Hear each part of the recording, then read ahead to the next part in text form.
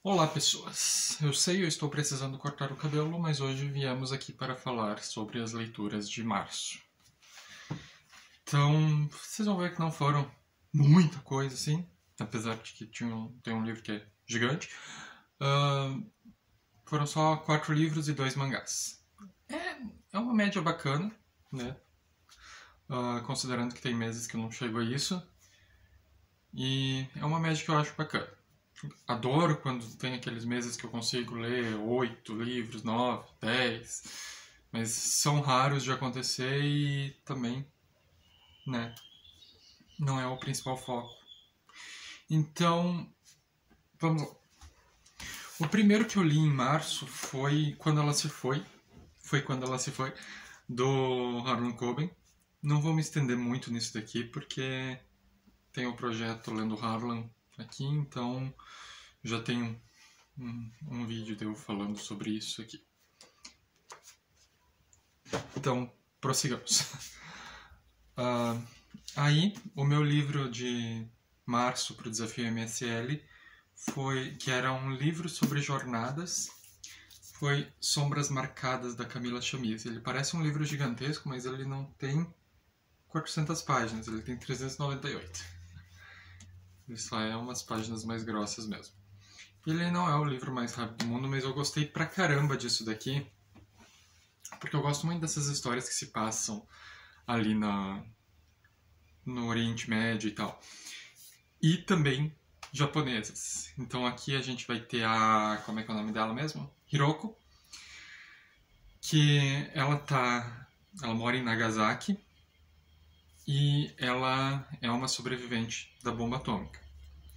A gente fica sabendo que a bomba atômica de Nagasaki aconteceu... de Nagasaki. Aconteceu alguns 3 dias, acho, depois da bomba de Hiroshima. Enfim, que eles chamavam de a nova bomba e tal. Mas enfim, a história vai começar no Japão em 1945 e terminar nos Estados Unidos, em Nova York, mais especificamente, em 2002. Ou seja, e nesse meio tempo, né, ela vai estar no Japão em 45, na Índia em 47 e nos Estados Unidos em 2001. Ou seja, ela vai pegar a bomba atômica em Nagasaki, vai pegar a partição da Índia com a criação do Paquistão, e daí ela vai viver no Paquistão. Boa parte do livro se passa no Paquistão, até porque a autora é paquistanesa. E vai pegar o atentado às Torres Gêmeas nos Estados Unidos em 2001. Então ele vai abarcar todos esses eventos históricos ali. Então vai ter toda a questão do preconceito sobre a radiação. Tanto a Hiroko vai sofrer isso, né? Quanto o filho dela, que ela vai ter um filho com um paquistanês ali, ela vai se casar com esse paquistanês e vai ter um filho com ele. E a gente vai acompanhar, o filho acaba virando um protagonista também. Tipo o filho lá da Beth e do Walter. Lá em Liberdade, do Jonathan Franzen, aqui o Haza. É Haza? Agora eu não lembro, mas eu acho que é Haza o nome dele. Harry não, Harry é o filho do outro.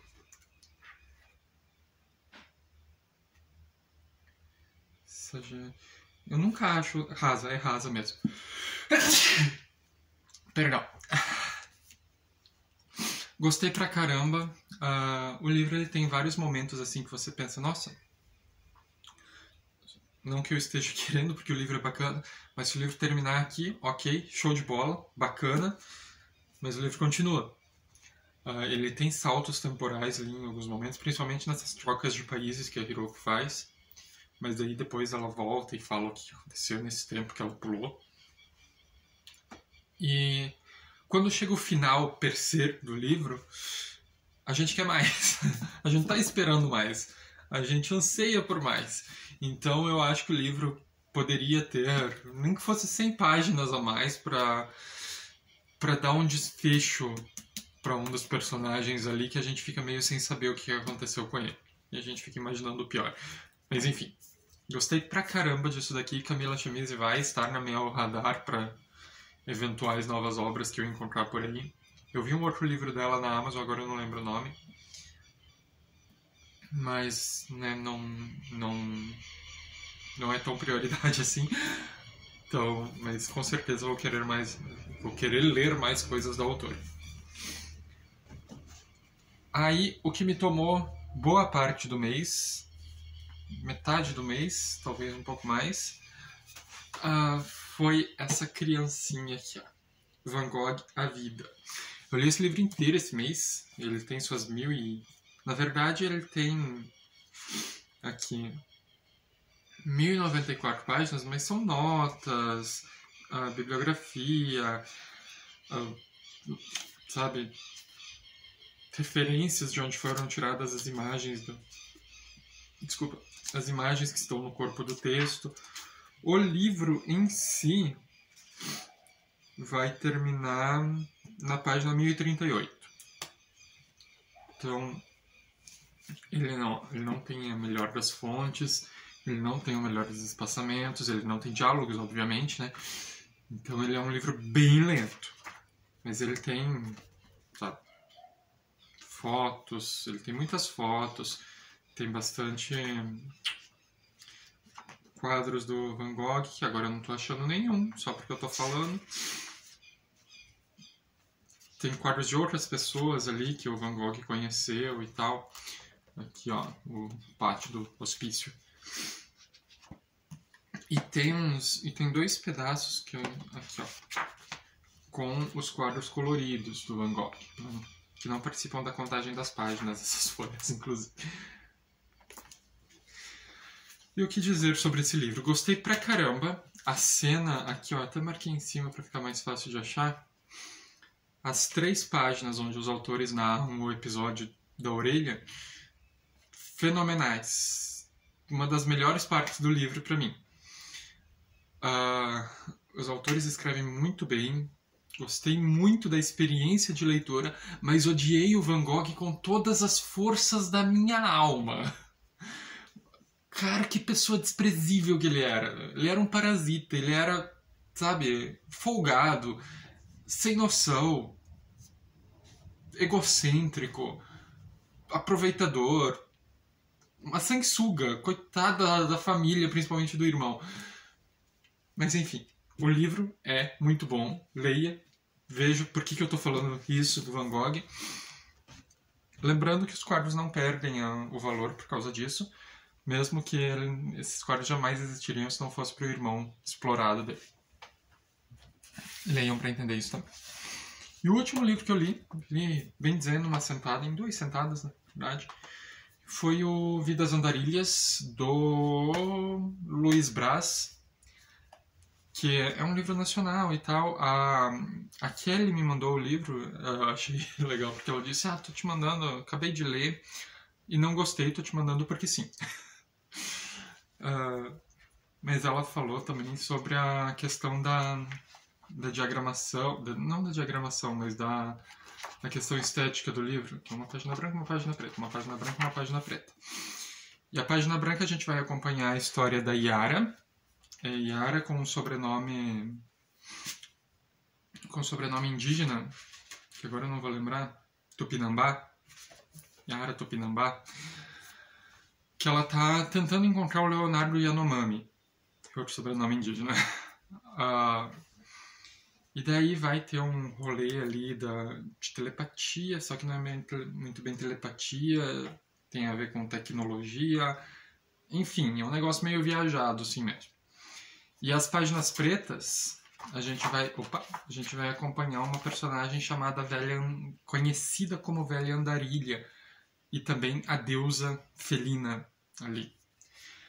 Então, Kelly, estamos juntos, eu também não gostei. Achei um livro bem, assim, despropositado. Ele cria toda essa mitologia ali, dessa deusa onça, felina ali, da Velha Andarilha e tal. E essas duas coisas vão acabar se misturando lá pra frente. Os personagens vão se repetir nas duas dimensões, digamos assim. Mas, né, é um livro meio qualquer coisa, esquecível, que dificilmente vai marcar a vida de alguém. E de livro foi isso. Mangá. Eu não mostrei, mas mês retrasado, no caso, em fevereiro, eu consegui achar na Shopee os primeiros volumes do mangá Seven Ghost, que é um mangá que eu gosto bastante, mas eu só tinha do 8 pra frente. Então eu consegui do 1 ao 14, fiquei com do 1 ao 7, do 8 ao 14 vou vender, acho. Até porque eles estão lacrados ainda, alguns deles. Mas enfim, comecei a ler esse mês, li o primeiro volume.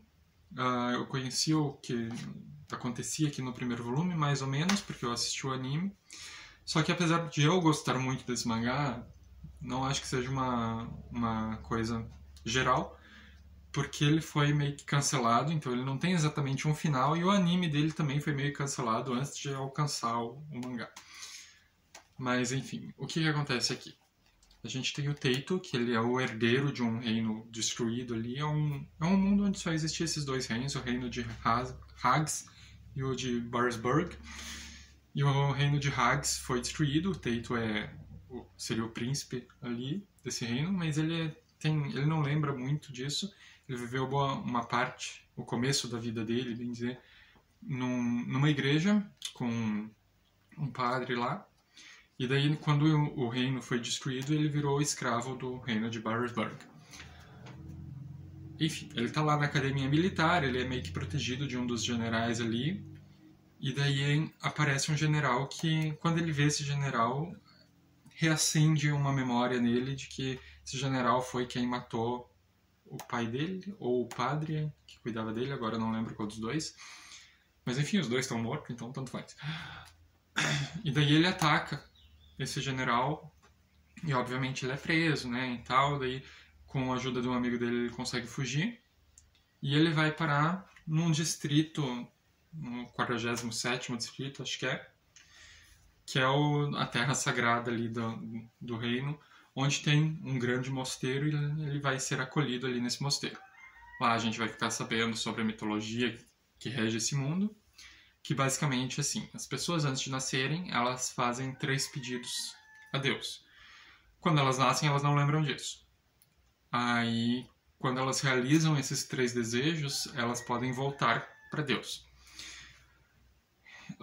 E daí tem umas criaturas... E tinha o mensageiro da morte, o anjo da morte, alguma coisa assim, que é o Overlorn, que a aparência... Esse não é ele, mas a aparência é igual. Que ele se rebelou contra Deus e daí foram enviados 7 espíritos para vencê-lo, para selá-lo, enfim, para dar um cabo nele. Na verdade eu não entendi se foram enviados 7 espíritos ou se ele foi dividido em 7, mas enfim, parece que foram enviados 7 espíritos para vencê-lo. E conseguiram e tal. E daí a gente vai perceber que talvez alguns dos bispos desse novo mosteiro onde o Teito está tenham alguma coisa a ver com esses 7 espíritos. E é isso. Bem bacana, foi mais uma apresentação do mundo mesmo. E eu gosto pra caramba dessa história. E li também o volume 11 de Fairy Tail.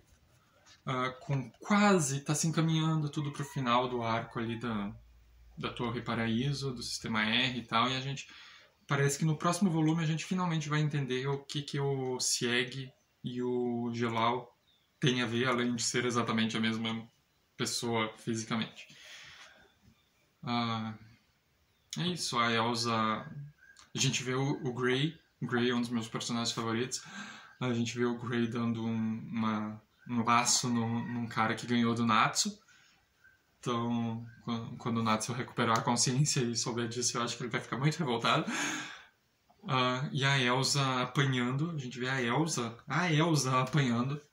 E daí no final parece que ela vai dar o troco. Ali. Só que daí acaba o volume. Vou pegar o próximo pra ver. E foi isso. Essas foram as leituras de março. Quero ver se eu pego outro calhamaço agora em abril. Gostei da ideia de ler um calhamaço por mês. O livro de abril para o desafio MSL seria um livro que trata sobre um tema sensível. É o Lolita, mas ele não é um calhamaço. Mas, né, Quero ver se eu pego um calhamaço também. E é isso. Ali embaixo tem o link do blog. Estou atualizando o blog. Tá difícil, mas eu estou atualizando. O blog da Kelly, que de vez em quando sai alguma postagem minha lá também, mas tem as postagens da Kelly, dos outros apoiadores. É um blog bem mais bacana do que o meu, inclusive. Inclusive, se não me engano, ela tá fazendo sorteio, então corre lá pra...